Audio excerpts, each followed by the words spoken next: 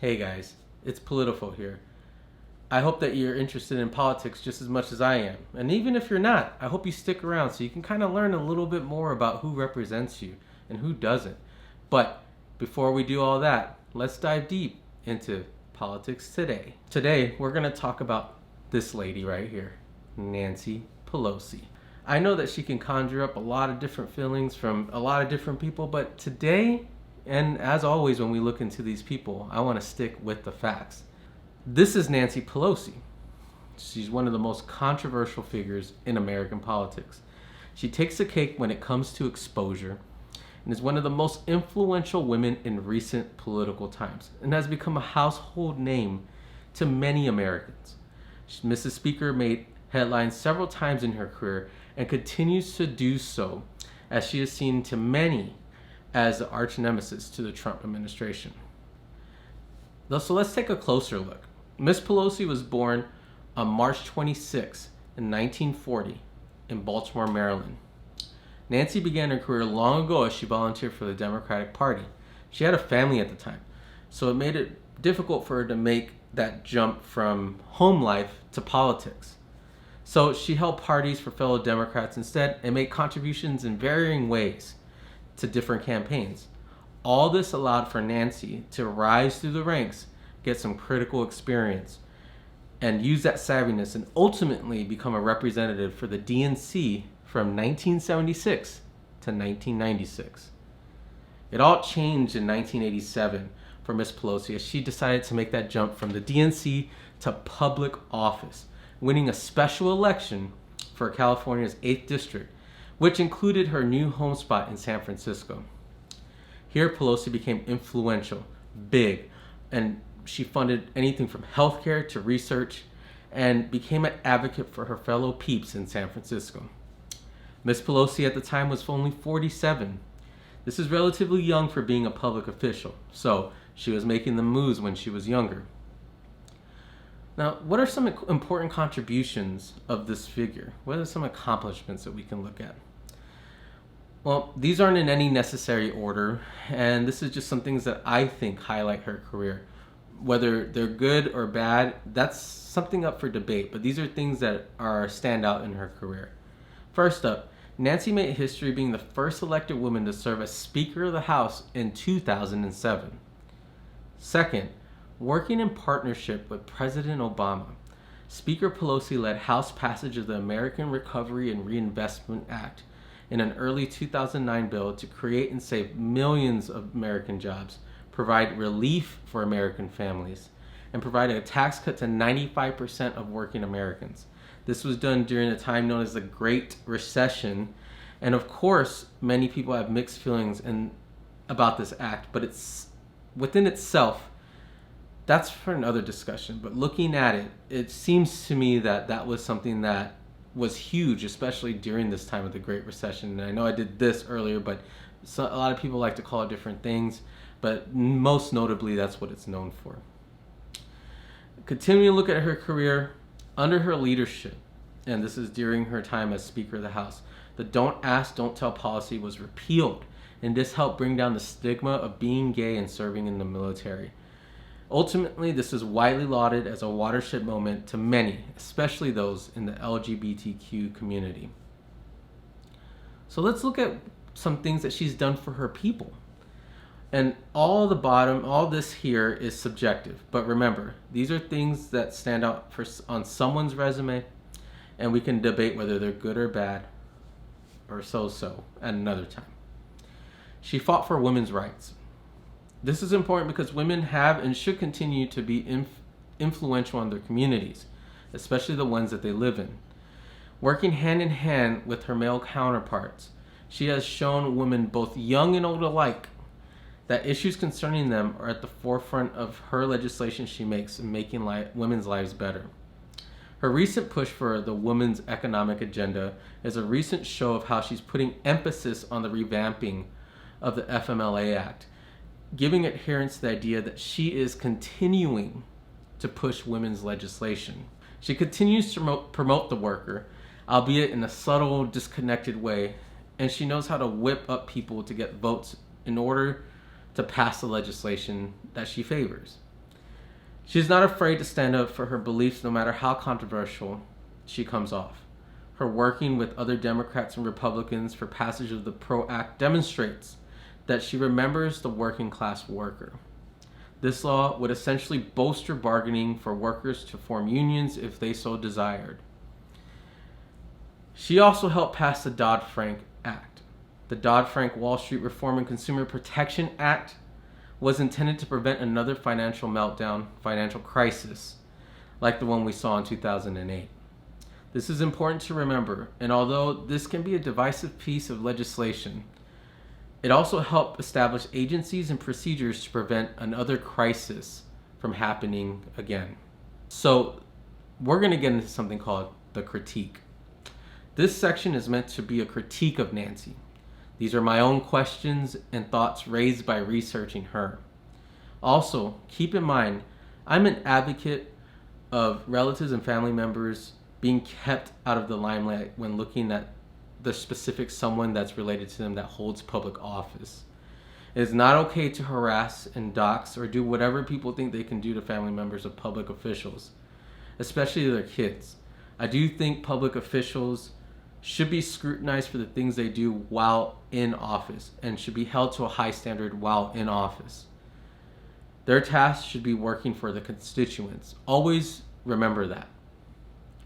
They are here to serve you. No one else. You, the people. You deserve someone that is fair, balanced, and does their best to represent the people in their community. Her wealth. Automatically, going on to my research, I found that this is quite a little bit disturbing on my end.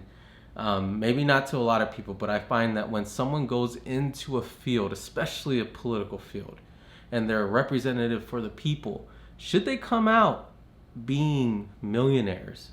In this case, Nancy Pelosi's worth over $120 million, a tenth of $1 billion. Let that sink in for a little bit. Should she have this kind of wealth that is to her name? Is it rightfully so? This is a 2020 estimate, so you can kind of see for yourself that this is very relevant to her. Sitting in politics for a majority of her life, you could kind of see that this is quite a disturbing trend with not just Nancy Pelosi, but many and countless other politicians who enter office and essentially making money off the backs of Americans by promoting themselves essentially as the end-all be-all, vote me in, I'm going to do all these things for you, while at the same time I'm making money on the side. That's a lot of money at the end of the day. Presumably this is from real estate. Now, I'm no one to say that making money is bad, because this is what we live in. We live in a capitalistic society where we're prone to have to do something for a living, and we're prone to try to provide for our loved ones in any way that we can. But we must keep in mind that this is a person that's a representative of Congress, not a millionaire. Shouldn't be a millionaire, at least in the sense of starting off and then becoming one when you're leaving office. It's fine if you're already a millionaire, I guess, and you're voted in. But when you're not and come out as one, you kind of get people to question you and say, hey, why? Why are you rich all of a sudden? Who exactly lines the interest at that point? When you become that big of a person, not just speaking in that sense, but monetarily, can it really divide the way you are doing your job? Does it really interfere with what you should be doing? Does it interfere with your interests? Does it interfere with the people that you're working for? Does it take you away from what you should be doing for your constituents, most importantly? Another thing that I want to look at is where exactly is she getting this money? So you can see that she gets a lot of her money from out of district. Does this make her prone to serving those who are not in her district? Does that make people want to say, like, does it make Nancy Pelosi say, I am more aligned with the people that are donating outside of my district? As a collective mind of people who really should care about how representatives near us govern where we live, this should be a cause to raise some concern, raise questions at the very least. Make no qualm about it. When people defend people, especially people who are adamant Nancy Pelosi defenders. They're going to come swift. They're going to be there and defend her, tooth and nail. And to the point where they'll try to keep her as pristine as they could possibly keep her, as far as this is someone that they see as the righteous person to be representing them. At the same time, it should be noted that you should always question your politicians. What are they doing? The more we do this, the more we hold accountability over their heads, the more they're prone to do stuff for us. At the same time, you hold them to the bar of voting them out of office or keeping them in office, depending on what they've done for you. Her continued stance of fraying the party. Now, this is an interesting take, just because you kind of see the party as it is today. We are seeing a big shift in the Democratic Party move further to a more progressive side. I guess people could refer to this as they're moving more left on the political spectrum, and we can get to a range of debate on what the political spectrum looks like. But if we're just speaking in terms of being a little bit easier for everybody to understand, you have the right, the center, the right, center, and the left. And you can have people extremely to the right of that right. You can have people in the center that lean to the right, center that lean to the left. You have people on the left, and you can have people on the far left. And people have been complaining now in the Democratic Party that are moderates that tend to see that the move to being this more progressive party is kind of fracturing what Democrats are currently remodeling what they stand for. And that being said, is she standing in the way of that? If the party is choosing to become more progressive, and that people are electing people to come in and represent them, is she truly standing in the way of that? I mean, we saw a little bit of tension in terms of the big three that came in. I'm not sure that you could refer to them as different names, but AOC being one of the main leaders of that big three. She's seen as a progressive person. I'm sure she doesn't like to be labeled, but at the end of the day, her policies that she represents and that she wants her constituents apparently want as well are policies that moderates, center Democrats don't typically like. And you could kind of see that Nancy Pelosi was falling on that.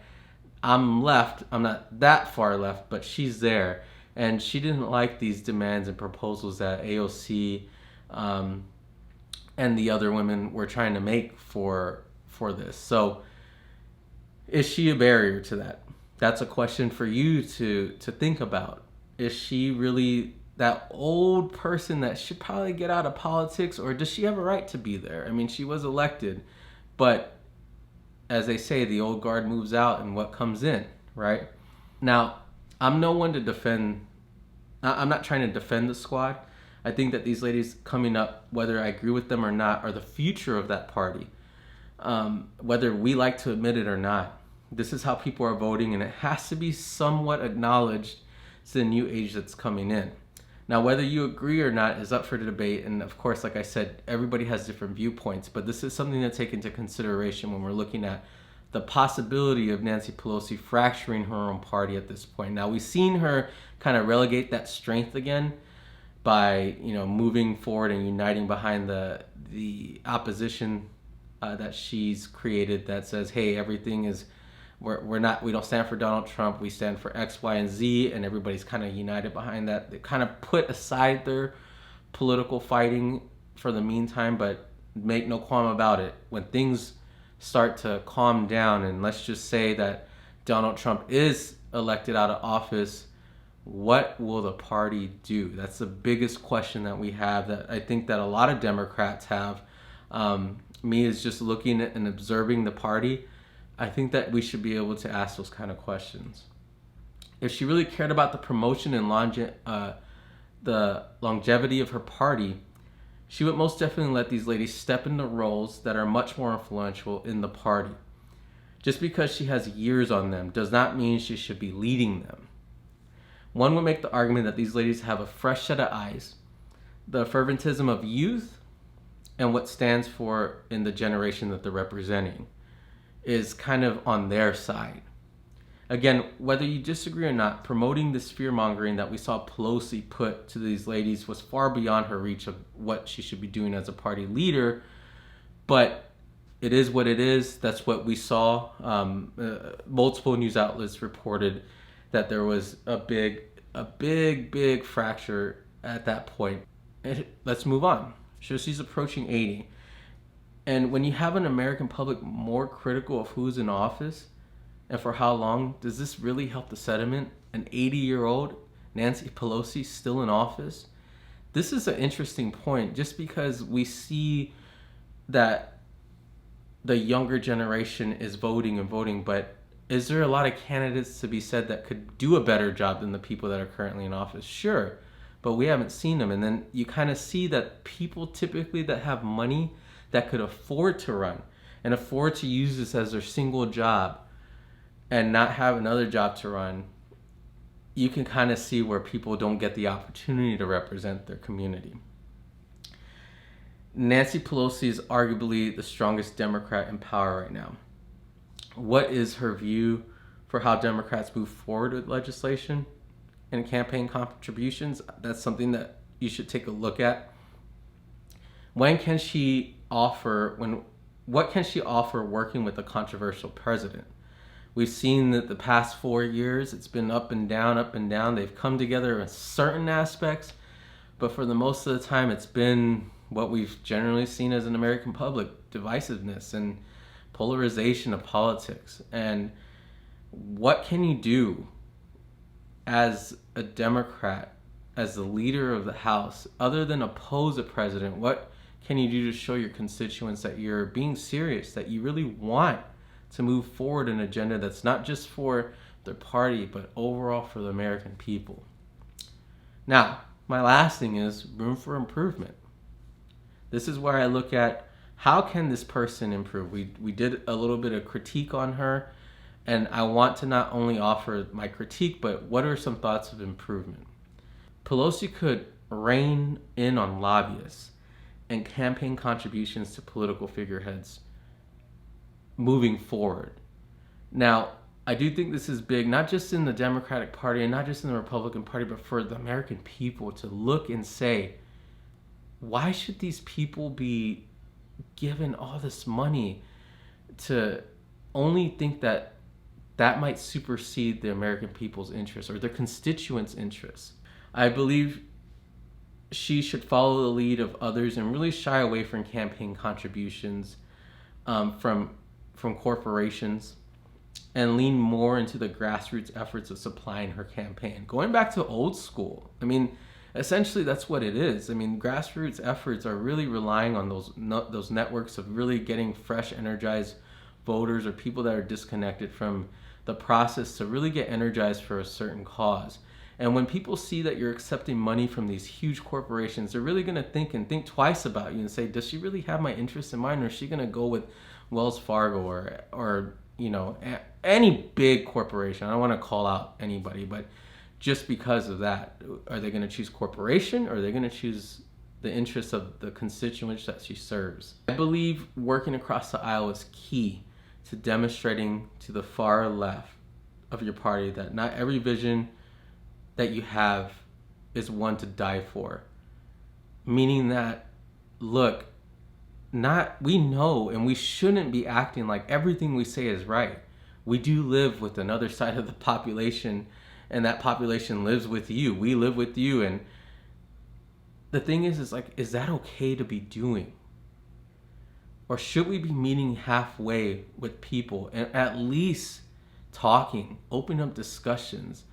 As far as I've seen nothing but combativeness from not just Nancy Pelosi, but a lot of her Democratic partners in the party. And I think that by setting the tone that you're a leader, showing that you don't have to fight over everything, you can make concessions, you can meet in the middle, is what a real leader is.